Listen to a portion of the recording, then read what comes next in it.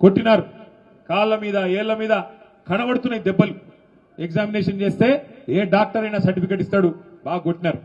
కొట్టడమే కాదు, అయినా కూడా ఆ తమ్ముడు వినకపోతే కారులో వేసుకొని కిడ్నాప్ చేసి తీసుకొని పోయినారు.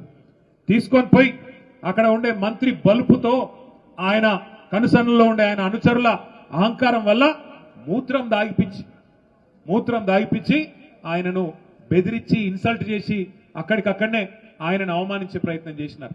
అంటే ఎంత కిరాతకమైన, ఎంత చిల్లర వికృతమైన రాజకీయం ఇది ఈ జిల్లాలో జరుగుతున్నది కాంగ్రెస్ నాయకుల కనుసన్నల్లో. ఒక్కసారి మీరు ఆలోచన చేయండి. అట్లాగే ఒకటి రెండు కాదు, ఇట్లా ఎన్నో ఉన్నాయి ఉదాహరణలు.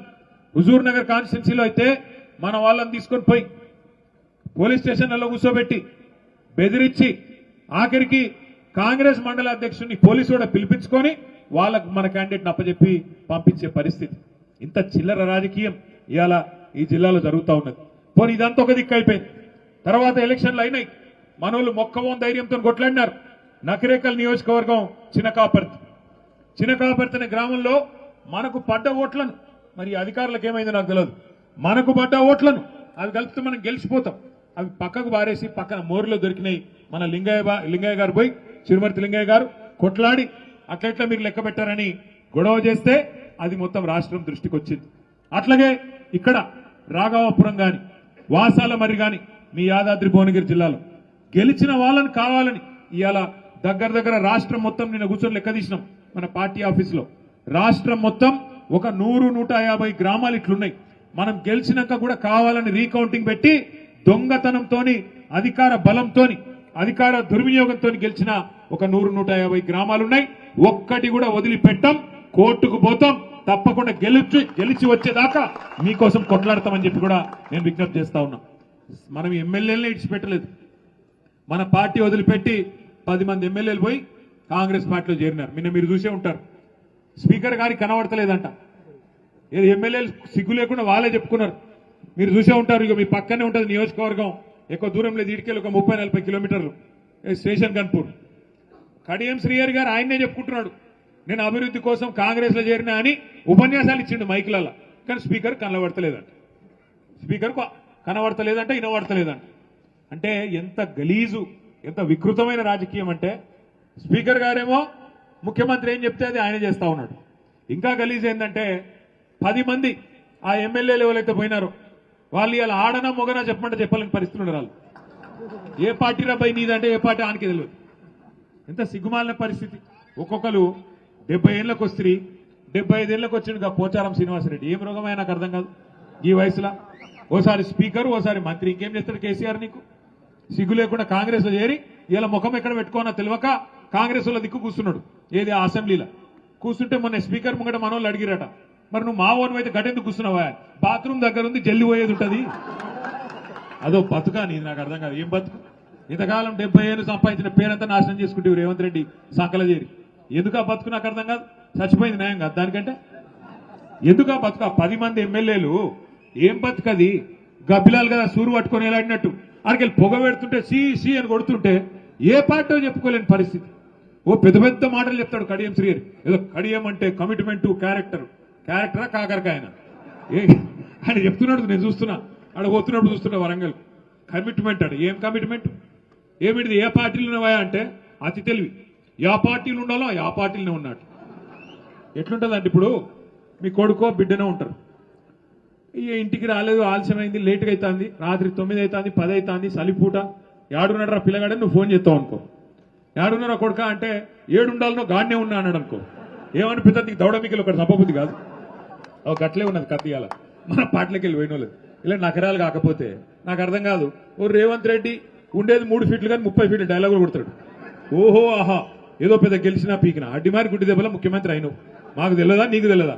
మనోళ్ళు ఏమనుకున్నారు? మీ ఆలేరులో భువనగిరిలో కూడా ఏమనుకుర్రు అంటే, నేను చెప్తా రావు ఏమనుకుర్రు అంటే, మీరు కూడా వాస్తవానికి ఆలేరు వాళ్ళు భువనగిరిలు కూడా పోతే శేఖర్ రెడ్డి పోతాడేమో, సునీత పోతుందేమో, కానీ కేసీఆర్ ఉంటాడు కదా అనుకున్నారా లేదా? అంతేనా? అనుకొని ఏం చేసిరు మీరు? ఇంట్లో అన్నారు, ఆయనతో మొదటికి మోసం వచ్చి. మరి ఇక్కడ శేఖర్ పోయి ఆడ సునీత పోతే కేసీఆర్ ముఖ్యమంత్రి ఎట్లయితాడే? నాకు అర్థం కాదు. అక్కడ మనం దెబ్బతిన్నాం. ఇంకా చిన్న లాజిక్ మిస్ అయినాం అన్నట్టు ఒక గది జరిగింది. నిజానికి కేసీఆర్ గారి మీద రాష్ట్రంలో ఏ మనిషికి కూడా ఏ మనిషికి కూడా కాంగ్రెస్ వానికి బీజేపీ వానికి కూడా నిజంగా చెప్పాలంటే ప్రేమనే ఉన్నది తప్ప కోపం లేదు.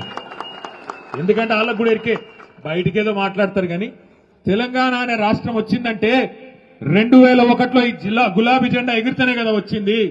కేసీఆర్ పార్టీ పెడితేనే టీఆర్ఎస్ పుట్టింది. టీఆర్ఎస్ పుడితేనే 13 ఏళ్లు కొట్లాడితేనే ఆఖరికి కేసీఆర్ గారు సావు నోట్లో తలబెడితేనే అప్పుడు కదా తెలంగాణ వచ్చింది. ఆ తెలంగాణ వస్తేనే కదా ఇవాళ టీపీసీసీ, టీ బీజేపీ, టీ ముఖ్యమంత్రి వచ్చిందే కేసీఆర్ వల్ల కదా. అందుకే వాళ్ళకు కూడా ఎరికే మనసుల మహేష్ గౌడ్ కెరికే, రామచంద్రరావు కెరికే. అందుకే బయటికేదో మాట్లాడతారు కానీ ఆడనో ఇన్నో మళ్ళీ మేము కలిసినప్పుడు పెద్ద ఆయన బాగున్నాడా అన్న, ఎట్లున్నాడన్నా అని మంచిగానే మాట్లాడతారు. ఎందుకు చెప్తున్నా అంటే మనము వాస్తవంగా ఎక్కడ చెడగొట్టుకున్నామంటే నిజానికి ఈ మాట ఒప్పుకోవాలి. మనం కూడా 10 ఏళ్లు ప్రభుత్వం నడిపినాం కానీ పార్టీ కార్యకర్తలు, కమిటీలు పార్టీని బలోపేతం చేసే విషయం కొద్దిగా పక్కకు పెట్టినాం, కొత్త తప్పు చేసినాం. ఇది వాస్తవం. అందుకే ఇప్పుడు సునీతకు వచ్చిన చెవులో చెప్తున్నది, రామన్న జర మనం అర్జెంట్ గా కమిటీలు వేసుకోవాలనే మంచిగా చేసుకోవాలని చెప్తుంది. నేను కూడా అక్కకు అదే చెప్తా ఉన్నా. అక్క దబ్బన ప్రభుత్వ పొడిగిన జెడ్పీటీసీ, ఎంపీటీసీ ఎలక్షన్లు పెడితే అవి కొట్లాడదాం, లేకపోతే కంపల్సరీ పెద్దసారిని అడిగి జనవరిలోనే చాలు చేసుకుందాం. సభ్యత్వ నమోదు, కమిటీలు, మంచిగా శిక్షణ కార్యక్రమాలు, బ్రహ్మాండంగా పార్టీని తయారు చేసుకుందాం. శేఖర్ రెడ్డి గారు ఇప్పుడే చెప్తా ఉన్నారు నాకు ఏమని అంటే, అన్న భువనగిరిలో పార్టీ ఆఫీస్ పెట్టినాక ఇంత బ్రహ్మాండంగా ఇంత మంచిగా ఒక పండుగ వాతావరణంలో ఈ సభ జరగడం ఇదే మొదటిసారి అన్నాడు. నేను శేఖర్ అన్నను కోరుతున్నా, ఈ పండుగ వాతావరణం ఇట్లా కలకలలాడుతూ లక్ష్మీ కళతో మన పార్టీ ఆఫీసు రాబోయే 3 సంవత్సరాలు ఇట్లే ఉండాలి, తప్పకుండా మీరు నడపాలని నేను కోరుతా ఉన్నా. నడపాలంటుతానే కాదు, మేము సిరిసిల్లలో ఒక పని చేస్తున్నాం. ఆడ మన పార్టీ ఆఫీస్ ఉంటుంది, మంచిగా ఉంటుంది, ఇట్లా మంచి హాల్ ఉంటుంది, బయట మంచి భోజనాలు పెట్టుకోవచ్చు, అన్ని పెట్టుకోవచ్చు. మన కార్యకర్తలకు పేదవాళ్ళు చాలా మంది ఉంటారు, వాళ్ళకి ఆడనో పోయి ఫంక్షన్ హాల్ తీసుకొని లగ్గాలు చేయాలి, శుభకార్యాలు చేయాలంటే చాలా పైసలు ఖర్చు అవుతాయి. అందుకే ఏం చేస్తున్నాం, అక్కడ ఇప్పటికీ 50 శుభకార్యాలు మన పార్టీ కార్యాలయంలోనే పైసలు తీసుకోకుండా బ్రహ్మాండంగా చేస్తా ఉన్నాం. అట్లాగే ఇక్కడ కూడా భువనగిరిలో, ఆలేరులో ఎవరికి కావాలన్నా మన పార్టీ కార్యాలయం పేదవాళ్ళు అయితే చాలు వాళ్ళకి ఇవ్వండి. బ్రహ్మాండంగా కార్యక్రమాలు ఉన్నప్పుడు కార్యక్రమాలు ఉంటాయి, లేనప్పుడు మంచిగా మన పార్టీ కార్యాలయం కలకల్లాడుతూ ఉండే విధంగా మన కార్యకర్తల కడుపులు నింపే విధంగా సంతోషంతో మీరు ఆ కార్యక్రమం చేయాలని చెప్పి కూడా శేఖర్ రెడ్డి గారు నేను విజ్ఞప్తి చేస్తా ఉన్నా. ఇంకొక మాట కూడా నేను మిమ్మల్ని కోరుతా ఉన్నా. ఇవాళ నిజానికి మన ఓటమి 2023 డిసెంబర్లో మనని ఎవడో బయట ఓడగొట్టలే, కాంగ్రెస్ ఓడో బీజేపీ ఓడో ఓడగొట్టలే, మనది మనమే ఓడగొట్టుకున్నాం. వాస్తవం చెప్పాలంటే పట్టించుకోక మన సర్పంచులు, మన ఎంపీటీసీలకు ఉండే సమస్యలు మన నాయకులు మనం చూసుకోక, వాళ్లకు రావాల్సిన బిల్లులు ఇప్పియక, అక్కడ కొంత పట్టించుకున్నట్టు వ్యవహారం చేయడం వల్లనే కొంత వాళ్ళు కూడా నీరసపడ్డారు, నిరాశపడ్డారు కొంత. అందుకే వాళ్ళు కూడా ఉత్సాహంగా పని చేయలేదు. నిజానికి మనం చేసిన పని, కేసీఆర్ గారి నాయకత్వంలో గ్రామ పంచాయతీలలో జరిగిన పని స్వాతంత్రం వచ్చినాక భారతదేశంలో ఏ రాష్ట్రంలో కూడా జరగలేదు అనే మాట అక్షర సత్యం, ఇందులో తిరుగులేదు. ఎందుకంటే నేను ఉత్తగానే చెప్తలేను, మన నాయకుడికి, మన పార్టీకి, మన ప్రభుత్వానికి నేను కితాబులు ఇస్తలేను. వాస్తవానికి తెలంగాణ జనాభా పరంగా చూసుకుంటే భారతదేశంలో 3% కంటే తక్కువ. మన జనాభా ఎంత? 4 కోట్లు. భారతదేశం జనాభా ఎంత? 147 కోట్లు.